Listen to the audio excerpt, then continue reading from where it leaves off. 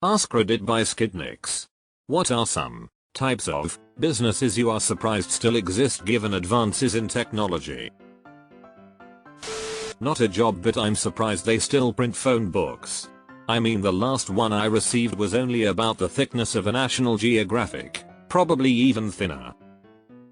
I still get them occasionally. They always show up in a plastic bag as if someone is pre-throwing them away for me. Physical junk mail. I worked for a junk mail printer for 2 years. We ran 8 web presses and 2 plants. Our revenue was around 30 million a year. I left 6 years ago and they are still going strong. AOL still exists. My primary email is my AOL account from 1994. Still throws people off to this day. The part that gets me is that there are still people out there who pay $20/mo for AOL services. Any weird tiny business I see in small CD strip malls I see going to and from work. There has to be something else going on. I've come to find a lot of perpetually open but seemingly no turnover businesses are one of 3 things.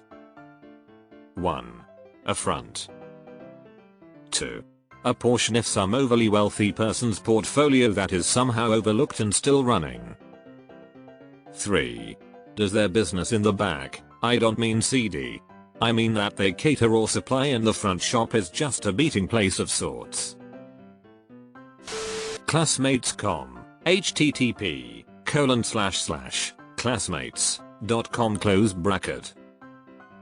Had never heard of this before. Went in thinking, oh neat, that'll be cool to see my old yearbook. Then saw they wanted a subscription for it. Oh fuck that. Travel agencies. There aren't as many as there were 20 years ago, but I'm surprised there are any. I use one after years of booking my own stuff. The agent I use is able to get me better deals and upgrades while saving me the time of shopping around.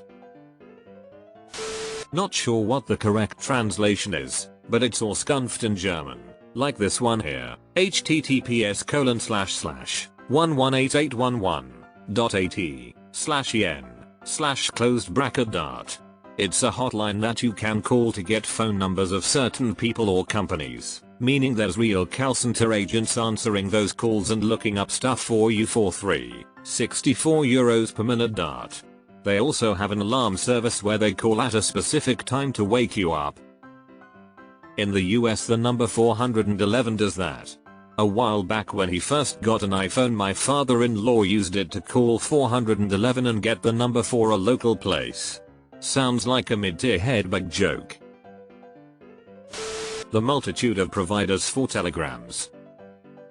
I think Half As Interesting had a video about that on YouTube. There's some kind of legal notice or something that legally has to be delivered in one of a handful of ways, and telegrams are the fastest way of doing it while complying with the law, although I may be misremembering this, and I'm not gonna look it up. I don't know why, but car dealerships come to mind for me. It's crazy seeing acres and parking lots full of cars no one's driving. You would think we would have some kind of new way of doing cars as a business. Are we really buying cars so fast that we need so many just sitting around? I live in an area where car dealerships are just everywhere taking up space. I guess maybe they build so many at a time because it's cheaper for them instead of making cars just as we need them. I worked 2 years for Nissan at a plant and it was always wild to me how we had to keep pumping out more and more. I learned at one point they had 50k cars in their lot as backup. So they were prepared to always shut down, lay off and still have product. About 15 years ago I saw a post on a message board where someone asked for an old photo to be colorized and someone did it in like 10 minutes in Photoshop, and it looked great.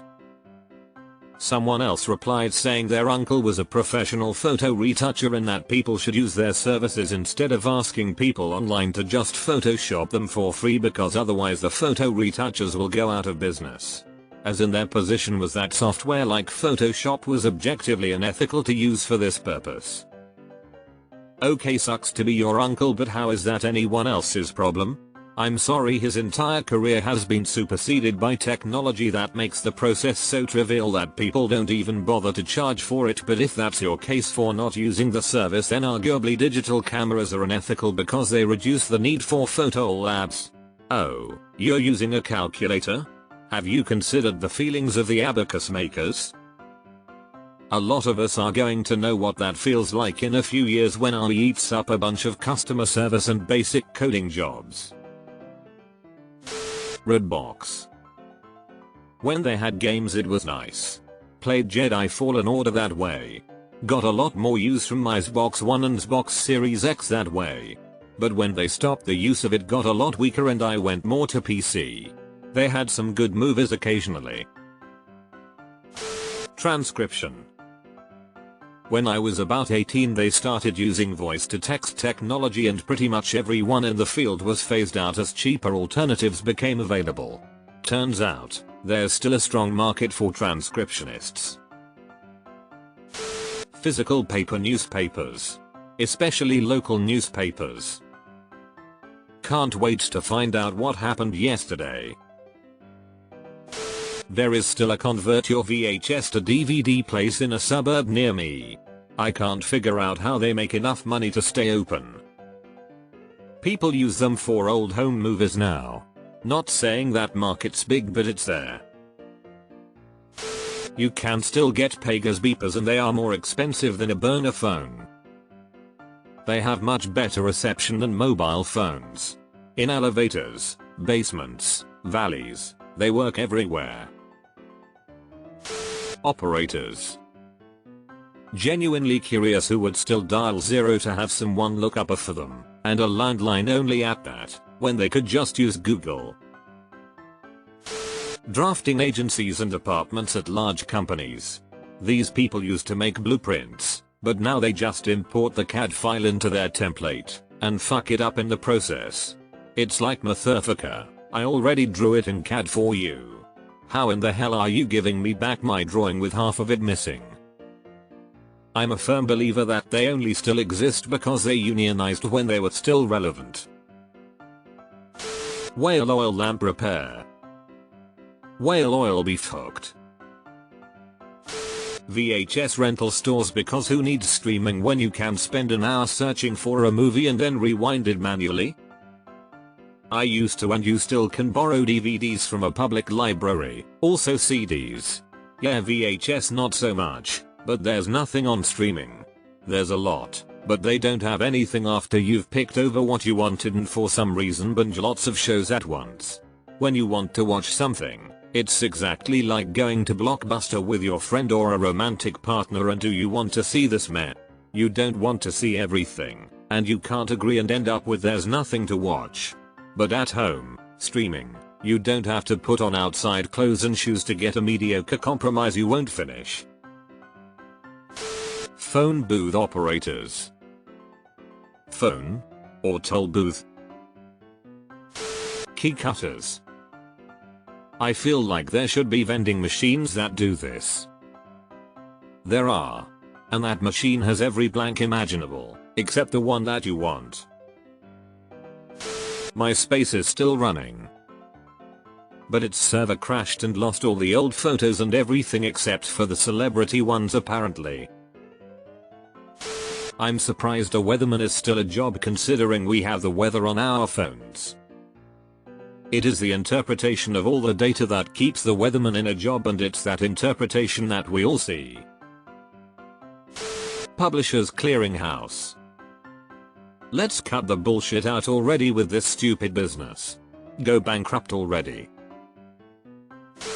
Deleted. Why are you being downvoted?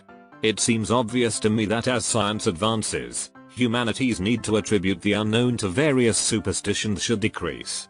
Further, after centuries of conflict over whose imaginary friend is better or being mad that the people over there don't live the way you think your imaginary friend wants even though you both believe in the same friend, it's archaic and unnecessary. I'd not be so dismissive and antagonistic towards the religious of they'd STFU. Keep their fantasies to themselves, but they are hellbent, pun intended, on forcing that shit on the rest of us rational folks.